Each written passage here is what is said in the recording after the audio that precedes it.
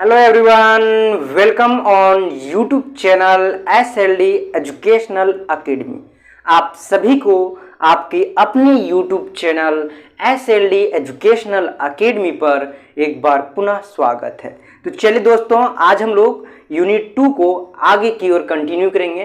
Previous lecture की बात करें दोस्तों, तो उसमें हम लोग प्रश्न नंबर 10 तक कंप्लीट कर चुके थे यूनिट 2 का। आज हम लोग यूनिट 2 का ही जो है वो प्रश्न नंबर 11 से शुरू करेंगे। ठीक है, तो आप लोग लेक्चर में कंटिन्यू बने रहें। आप लोग चैनल पे अगर नए हैं तो एक बार चैनल को सब्सक्राइब कर लें, ताकि सबसे पहले जो है आपके पास नोटिफिकेशन पहुंचे और जो है आप बिना रुकावट का अपना स्टडी को कंटिन्यू रख सके। ठीक है, तो चलिए दोस्तों, आज हम लोग देखते हैं प्रश्न नंबर 11 क्या बोल रहा है। ठीक है, प्रश्न नंबर 11 क्या है, देखिए प्रश्न नंबर 11 बोल रहा है कि 1923 में भावे ने कौन सा धर्म निकाला।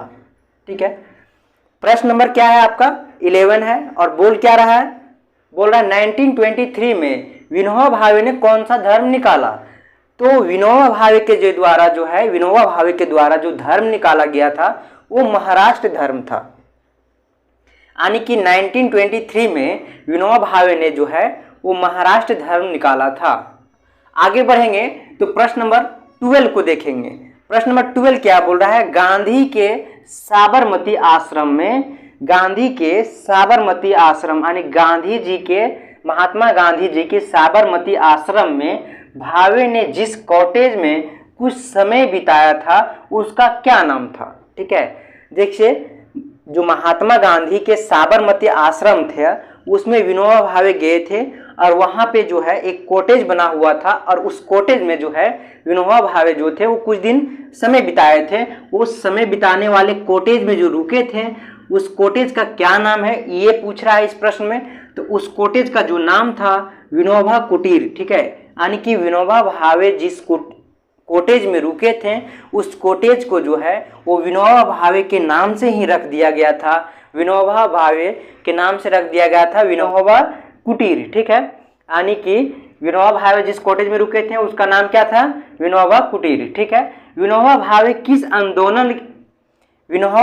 किस आंदोलन के लिए सर्वाधिक प्रसिद्ध थे। 13 नंबर प्रश्न आपका है कि विनोबा भावे जो थे वो किस आंदोलन के लिए जो है वो प्रसिद्ध थे, जाने जाते थे। तो वो है आपका भूदान आंदोलन। ठीक है, भूदान आंदोलन था वो विनोबा भावे के द्वारा शुरू किया गया था और विनोबा भावे जो थे वो इसी आंदोलन के लेकर वो प्रसिद्ध हुए थे। आगे हम लोग बढ़ेंगे दोस्तों, तो 14 नंबर प्रश्न को देखेंगे। 14 नंबर प्रश्न क्या बोल रहा है। ठीक है, 14 नंबर बोल रहा है भावे ने किस जेल में लोक नगरी लिपि और 4 दक्षिण भारतीय भाषाओं में महारत हासिल की। ठीक है, ये आपका 14 नंबर प्रश्न है। और 14 नंबर प्रश्न में बोला है विनोबा भावे ने किस जेल में, जेल का नाम बताना है कि किस जेल में लोक नगरी लिपि, ठीक है, लोक नगरी लिपि और दक्षिण भारतीय भाषाओं में महारत हासिल किए। तो वो है वेलोर। ठीक है, वेलोर जो थे एक जेल है, उस जेल का नाम है वेलोर और वहां पे रुक के जो है वो विनोबा भावे ने लोक नगरी लिपि भी बनाया, महारत हासिल किए थे और 4 दक्षिण भारतीय भाषाओं में भी जो है वो महारत हासिल किए हुए थे। ठीक है, आगे हम लोग बढ़ेंगे प्रश्न नंबर 15 की ओर। तो एक सक्रिय वैश्विक नागरिक किसे कहा जाता है। ठीक है, एक जो है वैश्विक यानी कि सक्रिय वैश्विक नागरिक जो है किसे कहा जाता है। ठीक है, तो ये अपने कार्यों, जो व्यक्ति जो है वो अपने कार्यों का जिम्मेदारी लेता है, ठीक है, उसे हम लोग कह सकते हैं कि यह एक जो है वो सक्रिय वैश्विक नागरिक है। ठीक है, तो इस प्रकार से हम लोग प्रश्न नंबर 15 तक देखें। आगे हम लोग कंटिन्यू करेंगे 16 से। तो चलिए हम लोग 16 प्रश्न को देखते हैं।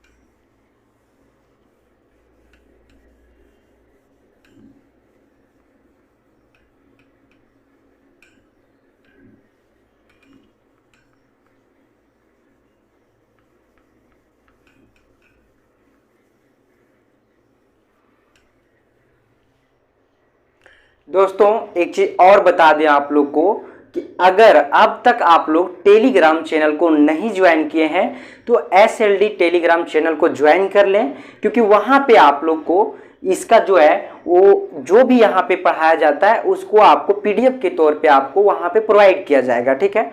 अन्यथा आप लोग इस जो ऑब्जेक्टिव बन रहा है उस कहाँ से बन रहा है, अगर आप जब तक सब्जेक्टिव को नहीं देखेंगे तब तक आप लोग ऑब्जेक्टिव क्रिएट नहीं कर पाइएगा।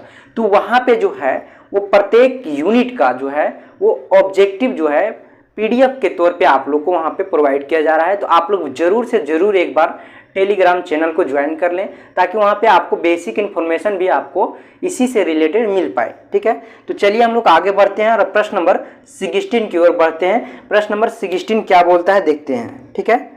प्रश्न नंबर 16 की ओर हम लोग बढ़ेंगे और प्रश्न नंबर 16 क्या बोल रहा है उसको देखिए। 16 आपका बोल रहा है कि किस वर्ष से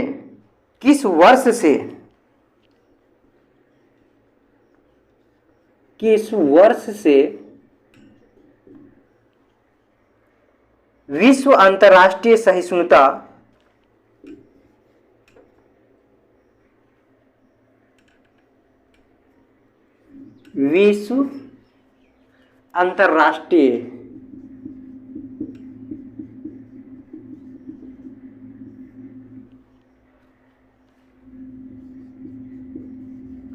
सहिष्णुता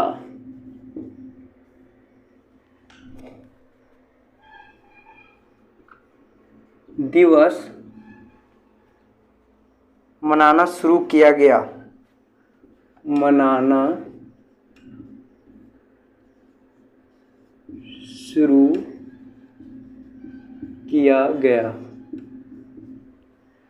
प्रश्न क्या बोला, किस वर्ष से विश्व अंतर्राष्ट्रीय सहिष्णुता दिवस मनाना शुरू किया गया। अगर आप लोग जो है प्रश्न का उत्तर जान रहे हैं तो आप लोग कमेंट सेक्शन में कमेंट दे सकते हैं, ठीक है। और अगर नहीं जान रहे हैं तो आप लोग यहाँ पे देखिए, ठीक है। तो सही उत्तर होगा वो होगा आपका 16 नवंबर 1996, ठीक है। यानी कि 16 नवंबर 1996 से जो है वो विश्व अंतर्राष्ट्रीय सहिष्णुता दिवस मनाना शुरू किया गया था, ठीक है। आगे हम लोग बढ़ेंगे और प्रश्न नंबर हम लोग 17 को देखेंगे। प्रश्न नंबर 17 क्या बोल रहा है, ठीक है। वैश्विक नागरिकता में सहिष्णुता का मुख्य उद्देश्य क्या है। 17 क्या बोल रहा है, वैश्विक नागरिकता में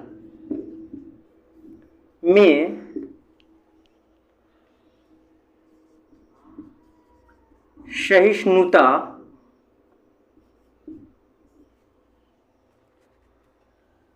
का मुख्य उद्देश्य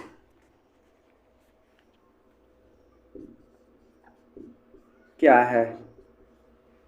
प्रश्न क्या है, प्रश्न बोल रहा है वैश्विक नागरिकता में सहिष्णुता का मुख्य उद्देश्य क्या है। यह आपका सहिष्णुता है, सहिष्णुता का मुख्य उद्देश्य क्या है उसको हम लोग देखेंगे। तो इसका जो आंसर होगा वो होगा पहला, आपको देखिए इसमें क्या क्या जो है सहिष्णुता का मुख्य उद्देश्य क्या क्या है वो चीज को बारे में हम लोग देखेंगे। सबसे पहला जो है वो है सार्वभौमिक मानवाधिकार, ठीक है। सार्वभौमिक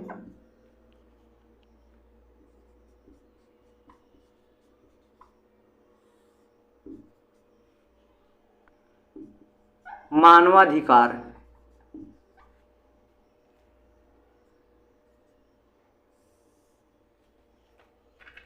और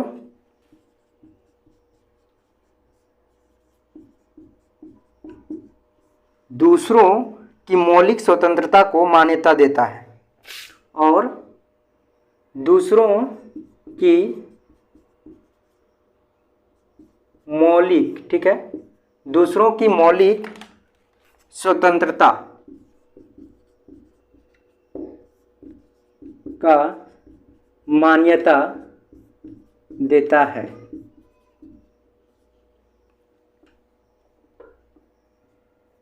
वैश्विक नागरिकता में जो है सहिष्णुता का मुख्य उद्देश्य क्या है? सहिष्णुता का मुख्य उद्देश्य क्या है? सहिष्णुता का मुख्य उद्देश्य है सार्वभौमिक मानवाधिकारों, ठीक है, मानवाधिकारों और दूसरों की मौलिक स्वतंत्रता का मान्यता देना, ठीक है। तो ये देता है सहिष्णुता, ठीक है, वैश्विक नागरिकता में। तो इस प्रकार से हम लोग प्रश्न नंबर जो है वो 17 को देखें। अब हम लोग आगे बढ़ेंगे और प्रश्न नंबर हम लोग 18 को देखेंगे।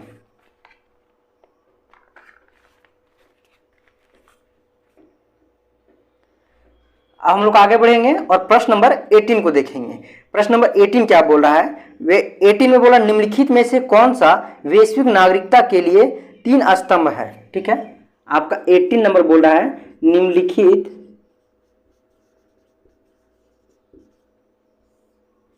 में से कौन सा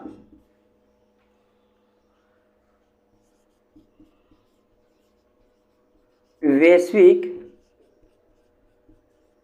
नागरिकता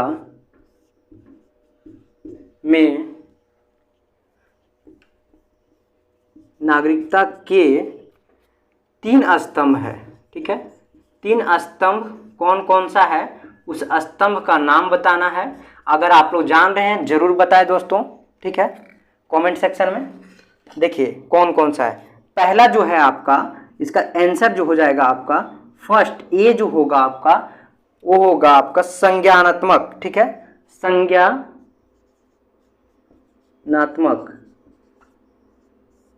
बी जो होगा आपका दूसरा स्तंभ जो होगा वो होगा सामाजिक भावना, ठीक है, सामाजिक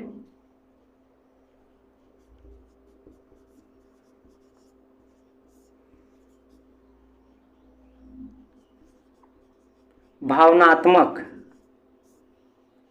उसके बाद थर्ड जो है वो व्यवहार।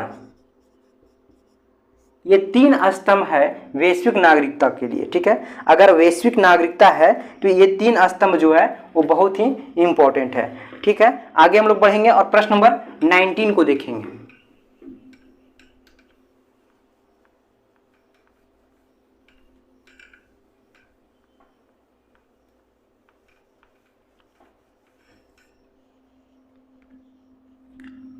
नाइनटीन क्या बोल रहा है?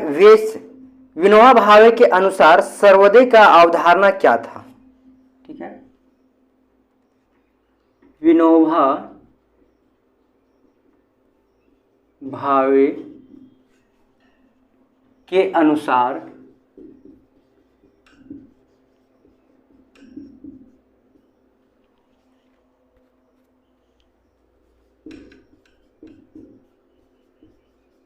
सर्वोदय का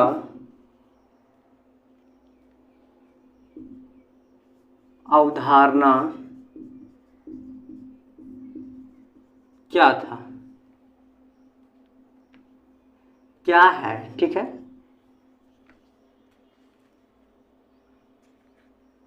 विनोबा भावे के अनुसार जो है वो सर्वोदय की अवधारणा क्या है। तो यह क्या अवधारणा है देखेंगे हम लोग, ठीक है ना। इसका जो अवधारणा था विनोबा भावे के जो अवधारणा है उनको हम लोग विनोबा भावे का जो अवधारणा है उसको हम लोग देखेंगे। यह जो है सत्य है कि, यह सत्य है कि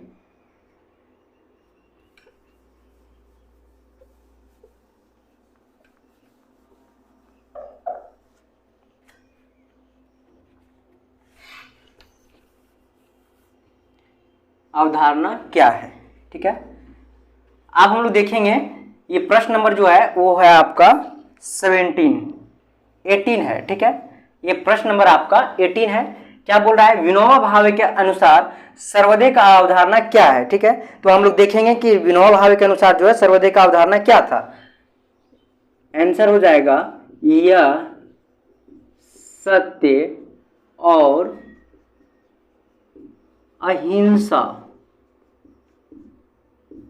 यह सत्य और अहिंसा पर आधारित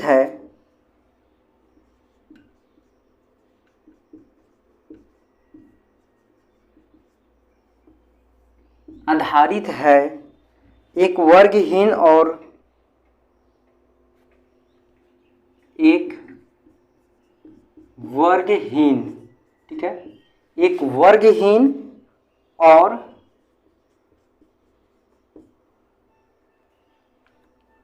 दुर्ग समाज।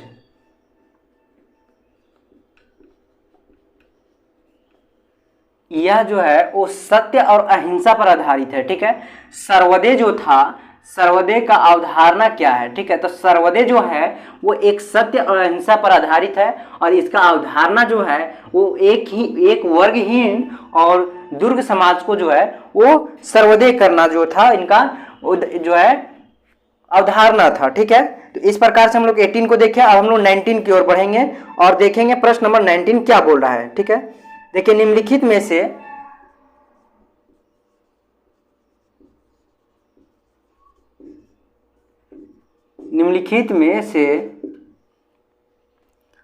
कौन सा एक सक्रिय वैश्विक नागरिकों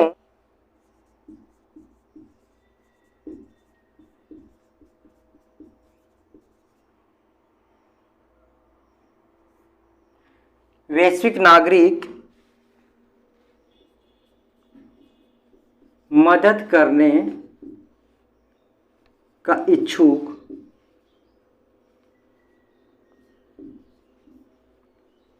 होगा? निम्नलिखित में से कौन सा एक सक्रिय वैश्विक नागरिक मदद करने का इच्छुक होगा? ठीक है,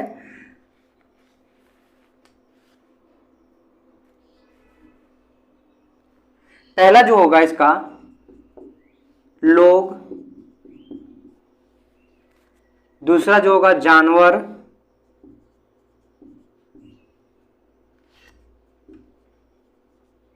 थर्ड होगा आपका पौधा।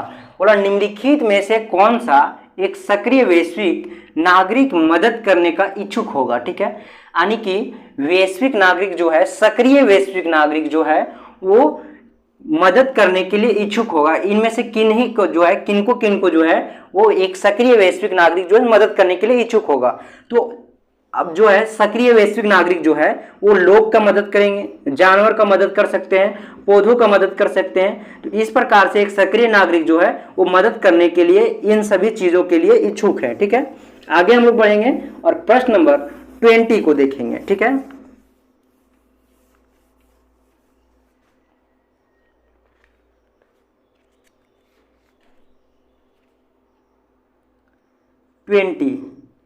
वैश्वीकरण क्या है? वैश्वीकरण क्या है?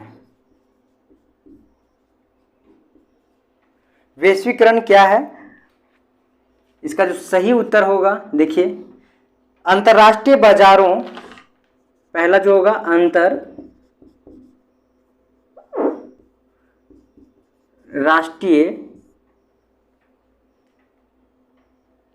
अंतरराष्ट्रीय बाजारों, ठीक।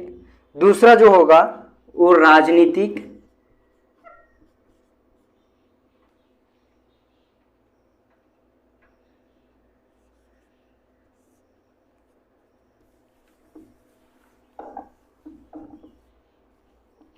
अंतरराष्ट्रीय बाजारों।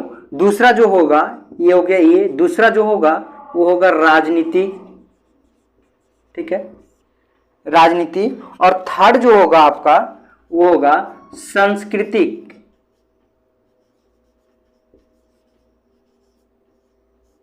सांस्कृतिक का एकीकरण,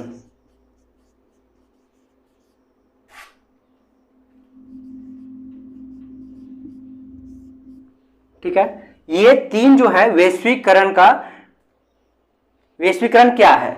वैश्वीकरण क्या है? एक अंतरराष्ट्रीय बाजारों और दूसरा जो है आपका राजनीति और संस्कृति का एकीकरण जो करना है वो आपका वैश्वीकरण कहलाता है, ठीक है। प्रकार से हम लोग टोटल जो है वो 20 प्रश्न देखें इस यूनिट में। तो आज हम लोग इस लेक्चर को यहीं पे एंड करेंगे, ठीक है। और ये यूनिट भी आपका इसी तरह यहीं पे एंड हो रहा है, ठीक है। आज हम लोग इस यूनिट को यहीं पे एंड करते हैं, फिर मिलेंगे हम लोग एक नए यूनिट के साथ एक नए लेक्चर में। तब तक के लिए आप लोग को बहुत बहुत धन्यवाद।